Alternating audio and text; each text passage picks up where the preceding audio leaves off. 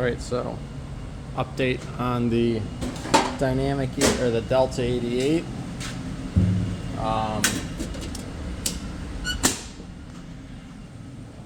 Not going to be ready for the show, unfortunately, on Saturday. And when I say ready, I mean like drivable, registered, insured. I haven't started the registration process, and we came up with some mechanical issues. Replaced the harmonic balancer with one I had on the shelf. It's actually off an engine I sold to a buddy, but his motor isn't quite done. So I put this one on, and then this one is going to get sent out to Damper Dudes to get rebuilt. I don't know if you'll be able to tell on camera, but it does. Just moving, you can tell, no problem, but stationary, it's a little hard to tell. But you can definitely see there's a little tilt to it. So I installed a repair sleeve on this harmonic damper, and then I installed it. Unfortunately, the tool I had damaged the threads in the crank, so I had to make a late run to a hardware store, which I love my local hardware store. I hope they never go anywhere because they have stuff like this. 3/4 by 16. So that's a 3/4 inch fine thread plug tab, which is perfect. I was able to cut some new threads on the very end of the crank, and they blended seamlessly into the existing threads about a 1/2 inch into the crank. So I was able to repair it. It's torqued to 160 foot-pounds, but you know, you go to Home Depot, Menards, Lowe's, they don't have anything like that on the shelf, and you gotta order on Amazon and wait 2 days. But my local place here, just down the road, it's a 3-minute drive, and they almost always, 95% of the time, have it on the shelf. So I love those guys. Kits and File, they are. Kits and File here in the Fox Valley, they are fantastic. Give them as much business as possible.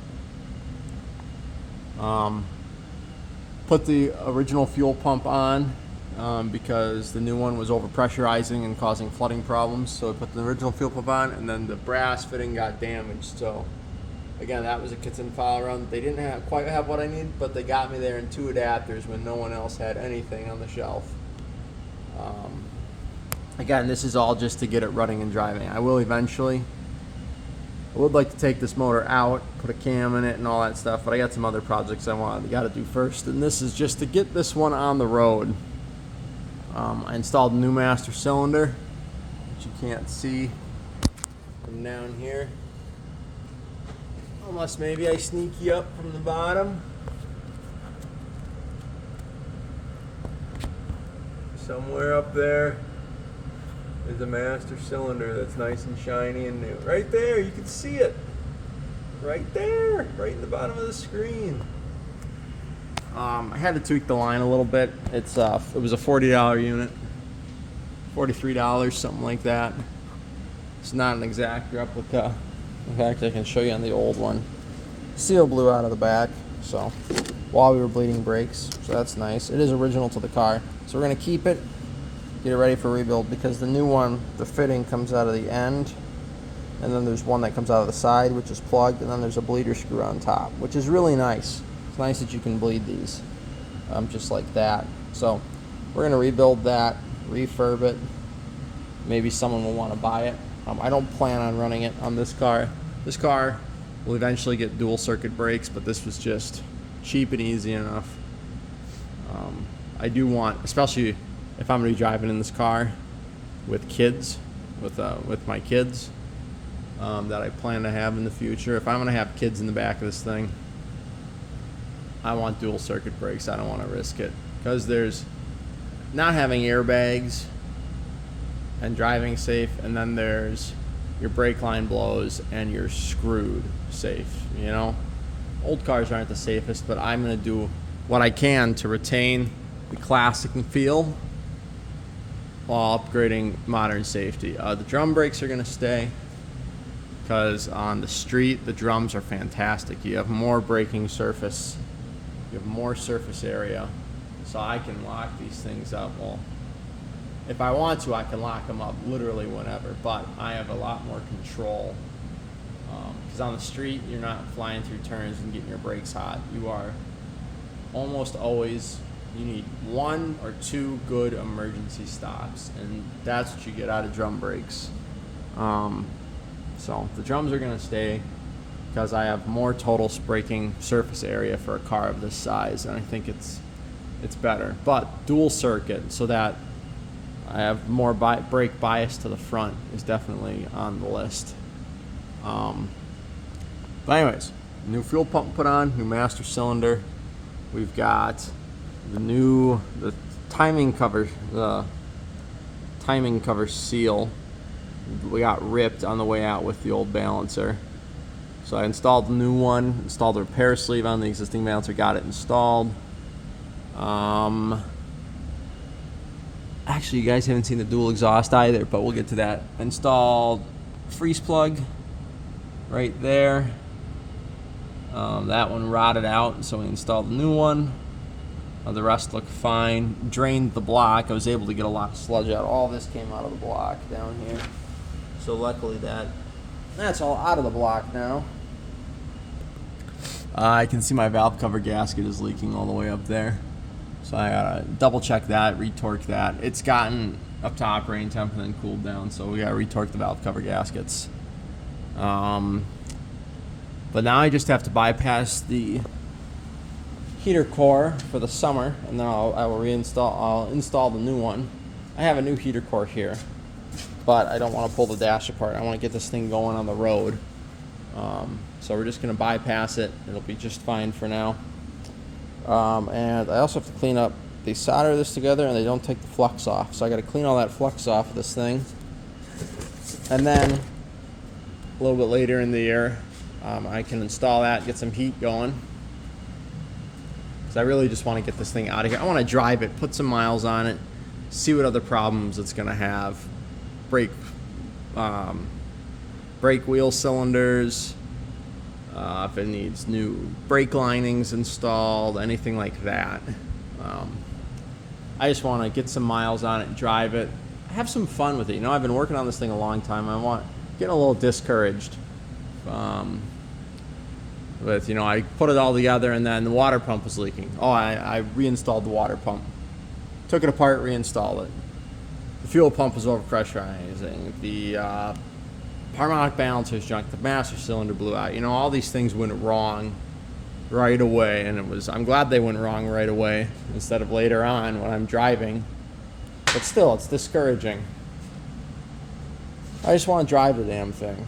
So, just going to drive it without heat for now. I got the part. I'll put it in September. I have it scheduled to put it in September. That way it's ready for when I need heat in October. Because I plan on driving this thing all the way to December. Not driving it in February because it'll have collector plates on it. I'm not driving it in January because it'll have collector plates on it. And then driving it, picking up February, March. You know, until the bodywork's done. Who the hell cares? Just drive it. Enjoy it, you know. Beat around in it, you know. But the dual exhaust, this is what we got going. So I bought these. I bought this driver's side manifold, which is required, and this pipe. Guy I bought these from said that's from Pipes Exhaust. It did not fit quite right. I also learned this is an original. So this Starfire frame that I put under this car that I got. I mean, I'm into the Starfire frame so cheap. I bought it. It was 3/4 of a shell and a frame and a rear axle. So it's a Starfire 323 axle. It's got the Starfire frame from a 65, rear axle 65 as well. And then it's got, that's all the Starfire parts. And I sold the rest of them. I paid $700 for the frame. And then I sold all my parts for $400. So I'm in this frame and this rear end for $300 to get the parts. And the bushings were good in the control arms and all that stuff. I just blasted and painted it. But these holes were not tapped. These are self-tapper screws. The holes were stamped. and then at the factory they just run them through. And this is your shift linkage for the auto trans, which means someone cut apart a factory 4-speed 1965 Starfire, which is a sin. It's a factory 4-speed car because these holes were not tapped. So it was either a 3 on the tree, which is really weird and probably not in a Starfire, but it was probably a factory 4-speed car. It could have been a 3-speed manual through the floor too. See, it was a factory manual car. I know for sure. It could have been a 3-speed, could have been a 4-speed. But they got apart a factory stick shift Starfire. And I don't care what car that you cut the floors out for, it wasn't better than that.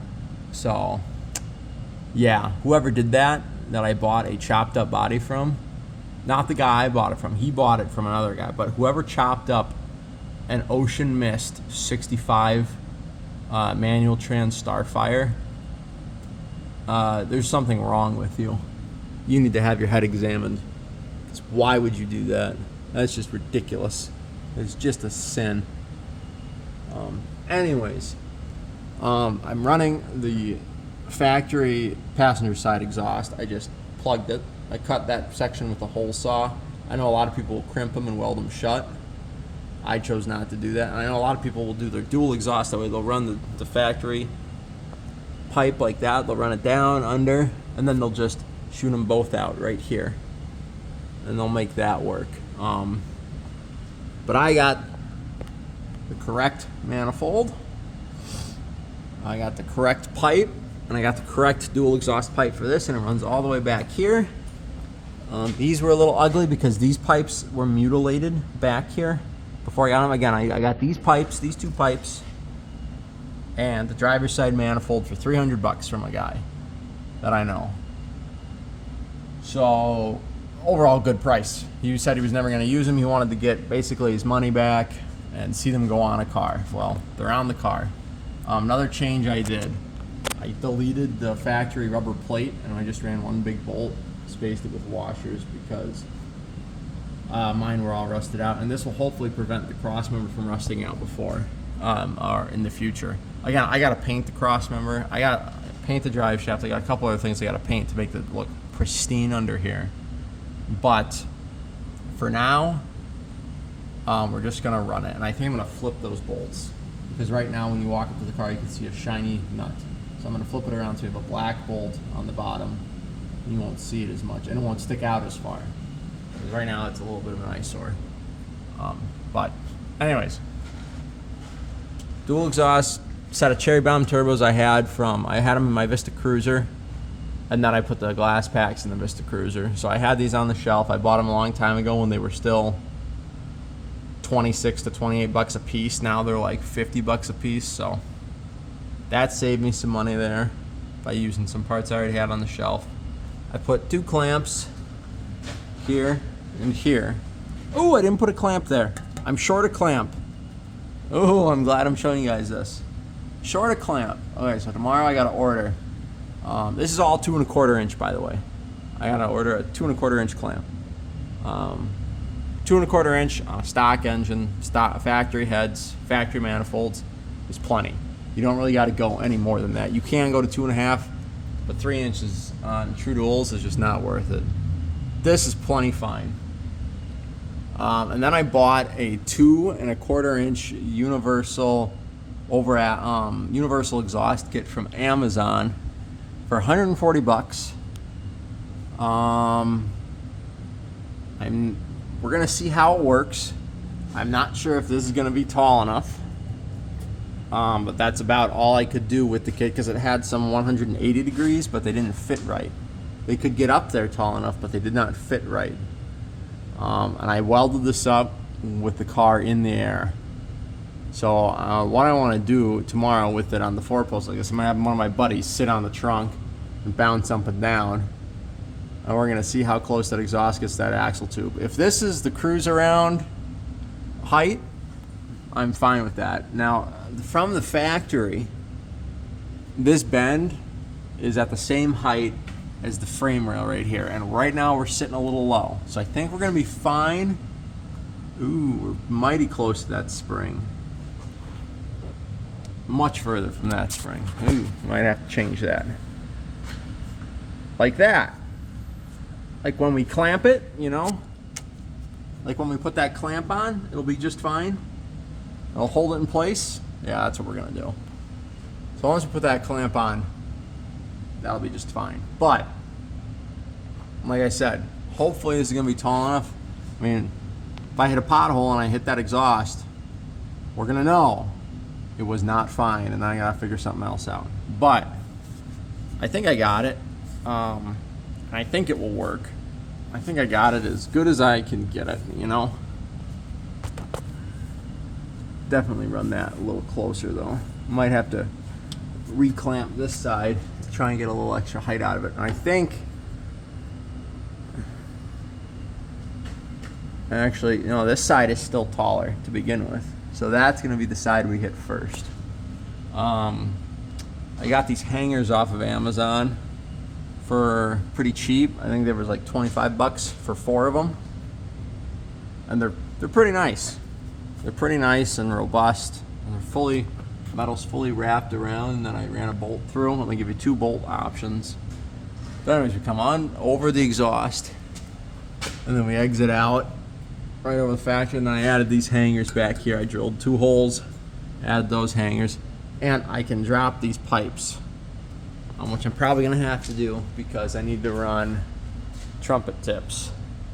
So I'm probably gonna have to drop them down to the next hole, and then we can put the trumpet tips on. Make her pretty. But yeah. So the dual exhaust is done. It's not perfect. It's a good at-home, whatever, BS job, but it sounds good, and that's what matters. Again, the car will never be a show car. It'll never be perfect. This is a have fun. This is a beat around. You get a true dual 7-liter V8 in a big sedan. What else do you want?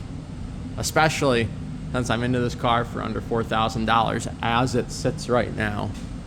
I'm into this car for under $4,000. I think I'm into this car for like 3,800 bucks. And it runs and it stops. I just got to do the alignment, put the bumpers on, and just got to make it run and drive. So this is sort of proof of concept. If you're resourceful and you take your time, you buy the right parts cars and you sell the cars you don't need, you can sell the parts you don't need. You can put a frame and a dual exhaust and put all new parts. Again, new fuel pump I'm including in the as it is sits part, even though I didn't install it. I'm going to later with one of these Holley fuel pressure regulators in line. For this car, new water pump, new fuel pump, dual exhaust, radiator was good, didn't need to do that. It's got a hotter rear end in it. It's got a 323. Put a frame in it. Got these rims and tires for 100 bucks. I bought some trim rings to modify the hubcaps. So these are 15s, so we went up to 15s. It's just going to be a good cruiser. And again, we're into it for less than $4,000 right now. With registration, I think we're going to be just over probably around 4,300 bucks. And then all the little odds and ends that I'm probably going to have to fix probably put us about 4,500 to 4,600 bucks. But I've seen these cars sell for that price. The running and driving examples with interiors worse than this, and the frame has not been fully sandblasted and repainted. And who knows how solid that frame is, and who knows how solid the floor is. The floor is very solid in this car. Other parts, not so solid, but to be honest, it's hard to beat what you get in this car for the price. Yeah, it's not going to win any shows or anything. Leave that to the two-door cars, you know? But if you just want a fun driver that you can throw 6 people in, 8 people in it comfortably, and you just want to, you know, just drive it, not care if it rains, not care if it snows, not care, oh my gosh, I'm gonna ruin it if I actually enjoy it, then this is the car for you. Everything's been refurbished. We put a timing chain in it. We've resealed the engine except for the rear main, which honestly, it's leaking a little bit. Not bad. We're gonna leave it. I mean, what else do you want? This car will get a posi eventually because I think it's deserving of it. 323 limited slip.